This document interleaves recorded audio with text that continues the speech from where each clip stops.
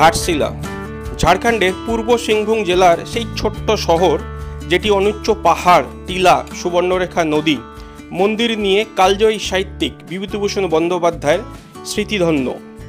ঘাটশিলা ভ্রমণ করার প্রধান কারণ হিসাবে বলা যায় এখানকার পাহাড়, জঙ্গল, নদীর এক টান।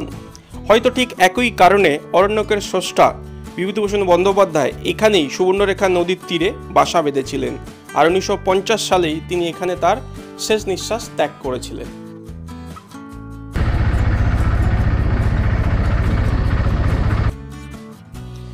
আর তাই তো একই কারণে আজ বহু মানুষ ঝাড়খণ্ডের ঘাটশিলা ভ্রমণে আসছেন। আপনার হাতে যদি সময় থাকে আপনি চাইলে এখানে একটি রাতও থেকে দেখতে পারেন। থাকার জন্য আজকের দিনে অনেক সুব্যবস্থা হয়েছে।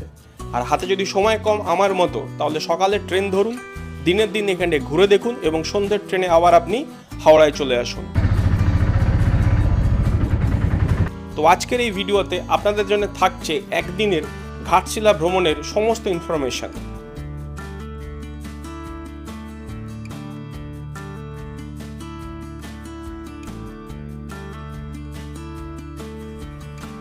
প্রথমে আসি, আপনারা ঘাটশিলাতে পৌঁছাবেন কিভাবে। আপনারা ট্রেন পথেও যেতে পারেন অথবা সড়ক পথেও যেতে পারেন। যদি আপনারা বাই রুট যান সেক্ষেত্রে আপনাদের কলকাতা, খড়গপুর, ঝাড়গ্রাম হয়ে আসতে হবে আপনাকে ঘাটশিলাতে। সময় লাগবে আপনার 5 ঘন্টার মতো। টোটাল ডিস্টেন্স আপনার 240 কিলোমিটার। আর যদি আপনারা ট্রেনে করে যেতে চাইছেন তাহলে হচ্ছে আপনার হাওড়া থেকে বেশ কিছু ট্রেন আছে, যার মধ্যে আপনার বেস্ট হলো 12021 জনশতাব্দী এক্সপ্রেস। এটি ছাড়ে হচ্ছে আপনার সকাল 6টা 20-তে প্রতিদিন। আর দ্বিতীয় হচ্ছে আপনার ইস্পাত এক্সপ্রেস 22861, এটি ছাড়ে হচ্ছে আপনার 6টা 30-এ। এটা আপনার চলে হচ্ছে মঙ্গল, বৃহস্পতি, শুক্র আর হচ্ছে রবিবার। এই দুটো ট্রেনের নাম আমি আপনাদেরকে এই কারণেই বললাম, যারা আপনারা একদিনের ভ্রমণের প্ল্যান করছেন তাদের জন্য এই দুটো ট্রেন হচ্ছে বেস্ট ট্রেন। আর যারা মনে করছেন আপনারা একটা রাত ওখানে গিয়ে থাকবেন, সেক্ষেত্রে আরও কিছু ট্রেনের নাম আমি ডেসক্রিপশন বক্সে দিয়ে রাখলাম, আপনারা চেক করে নিতে পারেন। যাতায়াত নিয়ে কোনো সমস্যা নেই, স্পেশালি যদি আপনারা ট্রেনে করে যেতে চাইছেন। ইন কেস আপনারা সকালে ট্রেন পাচ্ছেন না, তাহলে আপনারা হাওড়া থেকে লোকাল ট্রেন ধরে চলে আসুন খড়গপুর, এবং খড়গপুর থেকে আপনারা লোকাল ট্রেন পেয়ে যাবেন ঘাটশিলা যাওয়ার জন্য। ট্রেন পথের ডিস্টেন্স হচ্ছে 215 কিলোমিটার, যা অতিক্রম করতে সময় লাগবে মাত্র 3 ঘন্টা। ঘাটশিলা ভ্রমণের জন্য আমরা 6টা 20 জনশতাব্দী এক্সপ্রেসে টিকিট কাটি এবং নির্ধারিত সময় থেকে বেশ কিছু টাইম আগে আমরা এসে পৌঁছাই হাওড়া স্টেশনে। এসে জানতে পারি যে আমাদের ট্রেনটি রিশিডিউল হয়েছে 5 ঘন্টা। তারপর আর কি, এই ট্রেনের টিকিট আমরা ক্যান্সেল করি এবং বুক করি 6টা 30-এর ইস্পাত এক্সপ্রেস। এই ট্রেনটিও সেদিন আপনার 1 ঘন্টা লেটে রওনা দেয় ঘাটশিলার উদ্দেশ্যে। তারপর হাওড়া, সাঁতরাগাছি, খড়গপুর, ঝাড়গ্রাম হয়ে আমরা 10টা 30-এর কাছাকাছি গিয়ে পৌঁছাই ঘাটশিলা স্টেশনে। স্টেশনে এসে আপনার মূলত দুটো কাজ। যদি আপনি ব্রেকফাস্ট না করে এসেছেন তাহলে স্টেশনের আউটসাইডে গিয়ে আপনি ব্রেকফাস্টটা করে নিন, এখানটা অনেক দোকান আছে। তারপরে হচ্ছে আপনার এখানটার সমগ্র এরিয়াটা ঘুরে দেখার জন্য আপনাকে দরকার পড়বে একটি অটো, সেটি আপনাকে বুক করতে হবে। অটো বুকিংয়ের ক্ষেত্রে এখানে একটা কথা আপনাদের মাথা রাখবেন, বলতে পারেন একটা আপনাদেরকে আইডিয়া দিয়ে রাখবো। এখানে আপনি কোন কোন এরিয়া দেখবেন তার প্রাইস পয়েন্ট অলরেডি এখানটা এরা মেনশন করে রেখে দিয়েছেন। আপনি সেই সমস্ত জায়গাগুলো দেখতে পারবেন, মানে দুটো ভাগে এরা ডিভাইড করে রেখেছে সমগ্র ঘাটশিলার সাইট সিন স্পটগুলো, এবং তার চার্জেসও তারা মেনশন করে রেখেছে। আপনি চাইলে মিক্স ম্যাচ করেও নিতে পারেন একটু ওদের সঙ্গে কথাবার্তা বলে, সেটা পসিবল, আমরা সেটাও করেছিলাম। আইডিয়া যেটা আপনাদেরকে আমি দিতে চাইছি তা হলো, স্টেশনে নেমে আপনি সবার প্রথম যে কাজটা করবেন, কোনো একটি পরিবারের সাথে একটু বন্ধুত্ব করে নেবেন। যেমন ধরে নিন আমি একা গিয়েছিলাম, আমি কী করেছিলাম, একটা পরিবারের সঙ্গে আলাপ পরিচয় সেরে নিই এবং আমরা তাদের কাছে যাই গিয়ে বলি আমরা সবাই একসাথে আছি। তো এখান থেকে 1300 টাকা বা 1400 টাকা যে রেটটা এরা চার্জ করে সেটা দুভাগে ডিভাইড হয়ে যাবে। তো আপনি যদি এইভাবে করেন তো সেক্ষেত্রে কী হবে, আপনার কিছু টাকা বাঁচবে। আদারওয়াইজ আপনাকে সমগ্র টাকাটা আপনাকে একা পে করতে হবে।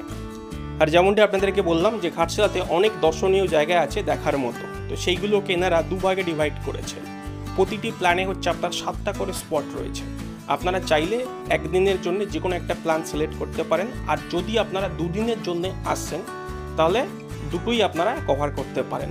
আর আমরা যেহেতু একদিনের ভ্রমণের জন্য গিয়েছিলাম, তাই আমরা কী করেছিলাম, এই দুটো প্ল্যান থেকে যেগুলো সবচেয়ে ভালো সেগুলোকে আমরা আমাদের মতো মিক্সড ম্যাচ করে কাস্টমাইজ করে নিয়েছিলাম। আর আমাদের এই কাস্টমাইজ প্ল্যানে 7টা স্পট ছিল, যেগুলো ঘুরে দেখতে আমাদের সময় লাগবে 6.5 থেকে 7 ঘন্টা, যেখানে আমাদের অটো ভাড়া লেগেছিল 1400 টাকা। আমি এই দাদার নাম্বার এবং নেম ডেসক্রিপশন বক্সে শেয়ার করে রাখলাম। বেশ ভালো একজন মানুষ, এনার নাম হচ্ছেন কেদার যাদব।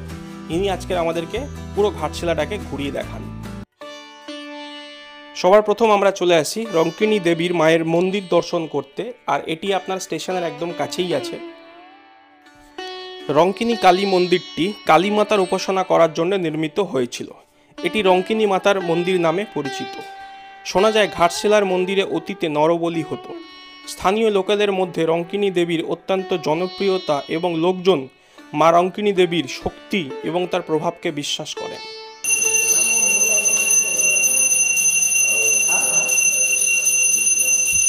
রঙ্কিনী মায়ের মন্দির দর্শন করে এবার আমরা চলেছি ঘাটশিলা ভ্রমণের সবচেয়ে জনপ্রিয় জায়গাটি, মানে আপনারা বলতে পারেন ঘাটশিলাতে যে 14 থেকে 15টি দর্শনীয় স্থান রয়েছে তার মধ্যে শ্রেষ্ঠ স্থান হলো 6 কিলোমিটার দূরে অবস্থিত বুরুডি লেক।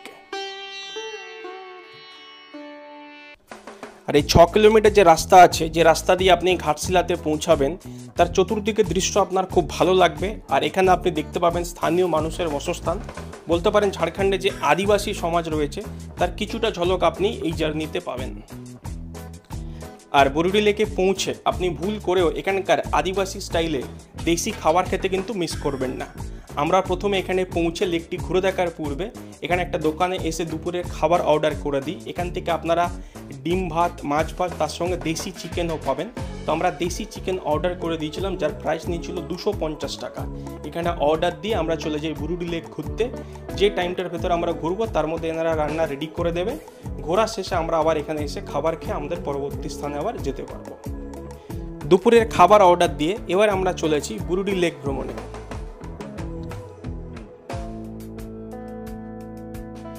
ঘাটশিলা থেকে 6 কিমি উত্তরে বুরুডি লেকটির অবস্থান। আর এই লেকের চারপাশে আপনারা দেখতে পাবেন শাল পিয়ালের বন। দলমা পাহাড়ে ঘেরা বুরুডি ড্যাম ও জলধারের শান্ত সৌন্দর্যময় পরিবেশ নিশ্চিতভাবে বলা যায় যে আপনাদের দারুণ লাগবে। আর এখানে আপনার বোটিংয়েরও সুব্যবস্থা রয়েছে। আপনারা যখন বোটিং করবেন একটা জিনিস নোটিস করবেন, জলধারের মাঝখান থেকে চতুর্দিকের জায়গাটা একদম পুরো স্বপ্নের মতো লাগে।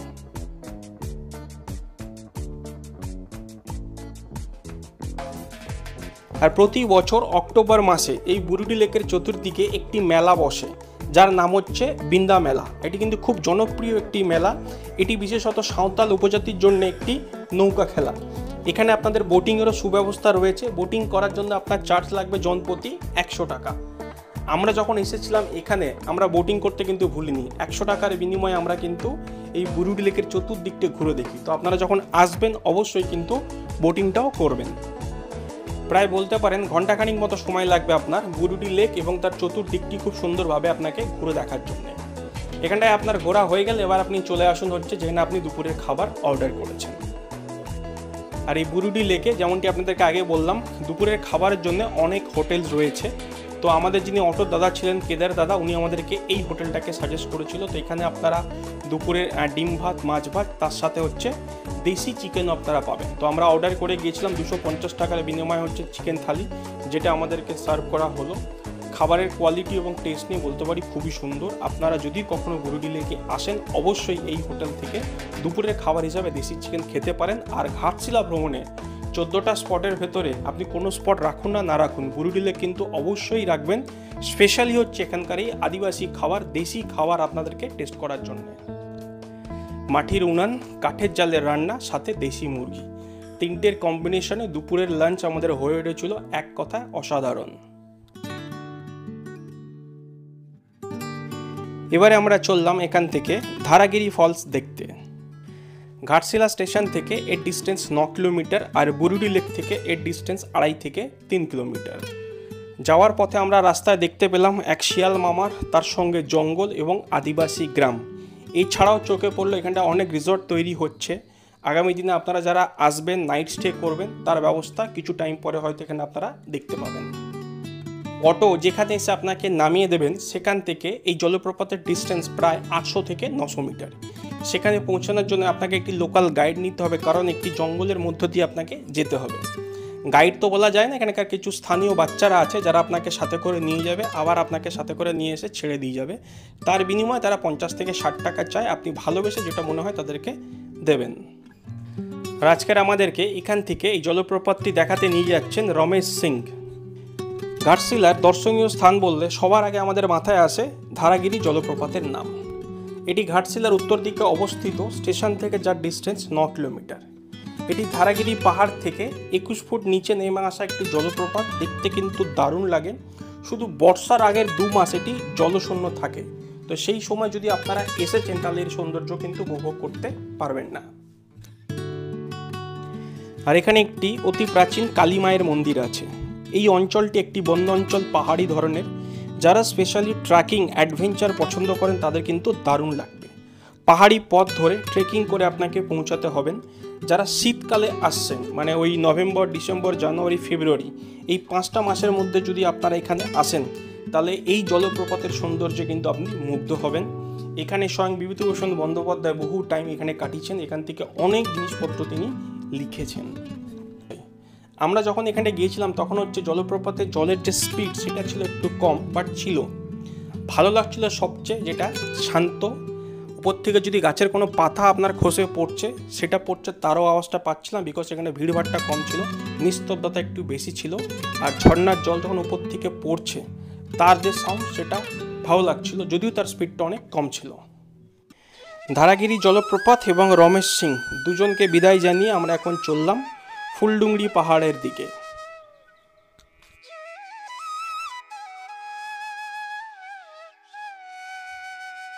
ফুলডুংরি টিলা ওখানকার একটি বিখ্যাত পাহাড়, যা ঘাটশিলা থেকে প্রায় 3 কিলোমিটার দূরে জাতীয় হাইওয়ের পাশে অবস্থিত। একটি সর্পিল পথ রয়েছে যার মধ্যে দিয়ে কেউ কেউ পাহাড়ের চূড়ায় যেতে পারে। আমিও তার মধ্যে একজন, যেখানে পৌঁছে গেছিলাম। আর এই পাহাড়টিতে আপনারা প্রচুর পরিমাণে লম্বা লম্বা শাল গাছ দেখতে পাবেন। তার সাথে যে পথ দিয়ে আপনারা ওপরে উঠবেন সেটি লাল নুড়ি দ্বারা আবৃত। আর এই ফুলডুংরি পাহাড় দিয়ে যখন আপনারা ওপরে উঠবেন কিংবা নিচে নামবেন, দেখবেন অনেক বনফুলের গন্ধ আপনারা পাবেন। এই গন্ধের একটা আলাদা মাধুর্য আছে, আর এই চতুর্দিকটা সৌন্দর্যে ভরা। আর এই পাহাড়ের একদম ওপরে রয়েছে পাহাড়ের মাথা, যেখানে একটি মাচা করা রয়েছে, সেখানে গিয়ে আপনারা কিছু টাইম কাটাতে পারেন। এবং আপনাদেরকে বলে রাখি, এই পাহাড়ে, এই ফুলডুংরি পাহাড়ে বহু সময় হচ্ছে বিভূতিভূষণ বন্দ্যোপাধ্যায় কাটিয়েছেন এবং এখান থেকে তিনি তার সাহিত্য চর্চা করেছেন। এবং এই পাহাড় থেকে সমগ্র ঘাটশিলা শহরের একটি সুন্দর একটি দৃশ্য আপনারা দেখতে পাবেন। ফুলডুংরি পাহাড় দেখে এবার আমরা চললাম গালুডি ব্যারেজ দেখতে, যার ডিস্টেন্স এখান থেকে 2 থেকে 2.5 কিলোমিটার। গালুডি ব্যারেজ বা গালুডি বাঁধ এর সৌন্দর্য উপভোগ করতে পারবেন আপনারা সূর্যাস্তের সময়। অপরূপ লাগে কিন্তু এটি দেখতে এখান থেকে। আর এর পাশে রয়েছে গালুডি আদিবাসীদের গ্রাম। আপনারা চাইলে সেই গ্রাম এবং এই গ্রামে সাপ্তাহিক একটি বাজার বসে, সেই বাজারটিও আপনারা ঘুরে দেখতে পারেন।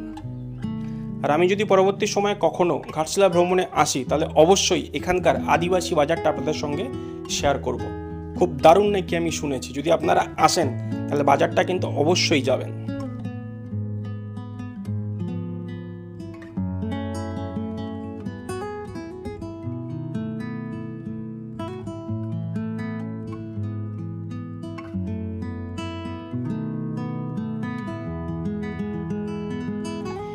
এরপরে আমরা এখান থেকে চলে গিয়েছিলাম রথমোহনাতে। গৌরীকুঞ্জ থেকে নদীর তীর ধরে খানিকটা নিচে নেমে গেলে আপনারা পাবেন হচ্ছে রথমোহনা।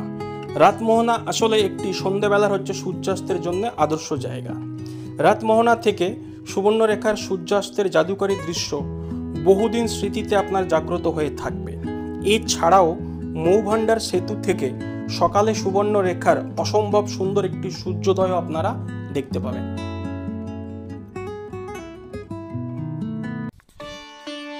রথমোহনা থেকে এবার আমরা চলে আসি আজকের দিনের আমাদের শেষ জায়গাটি দর্শন করতে। আমরা ইচ্ছাকৃতভাবে এটাকে একদম শেষে রেখেছিলাম যাতে এখানটা বেশ কিছু সময় আমরা কাটাতে পারি।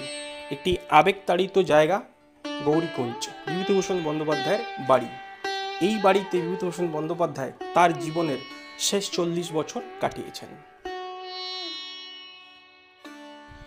বিভূতিভূষণ বন্দ্যোপাধ্যায়ের বাড়ি বর্তমানে একটি সংগ্রহশালা। লেখকের প্রথম স্ত্রী গৌরীদেবীর নামানুসারে এই বাড়িটির নাম রাখা হয় গৌরীকুঞ্জ। এখানে লেখকের ব্যবহার করা বহু সামগ্রী সংরক্ষিত রাখা হয়েছে, যা আপনারা এখানে আসলে দেখতে পাবেন। আর বিভূতিভূষণ বন্দ্যোপাধ্যায় তার কর্মজীবনে মানে শিক্ষকতা করেছেন রাজপুরের হরিনাবি স্কুলে। গৌরীকুঞ্জের দেয়ালে ঝাড়খণ্ডের জনজাতির পটশিল্পীরা লেখকের জীবনের টুকরো টুকরো নানা ছবি অঙ্কিত করেছেন, যা দেখতে কিন্তু আপনাদের দারুণ লাগবে।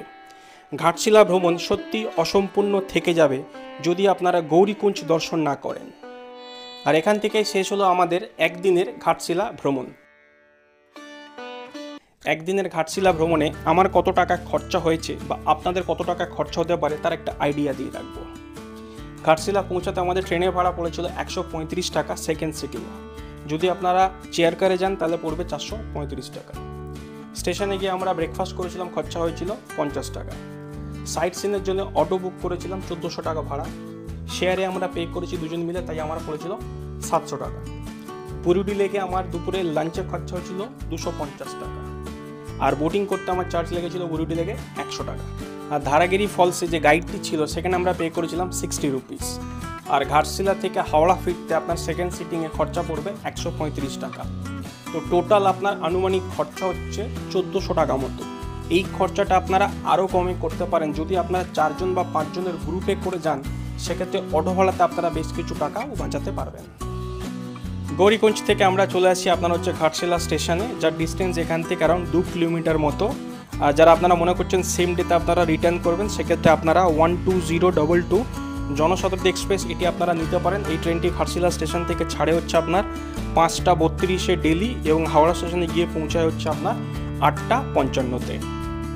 এছাড়াও আপনারা ব্রেক জার্নি করে লোকাল ট্রেনে চলে আসতে পারেন খড়গপুর, এবং খড়গপুর থেকে আবার লোকাল ট্রেনে চলে আসতে পারেন হাওড়া স্টেশনে। সেক্ষেত্রে আপনাদের টিকিট ভাড়া অনেক কম পড়বে।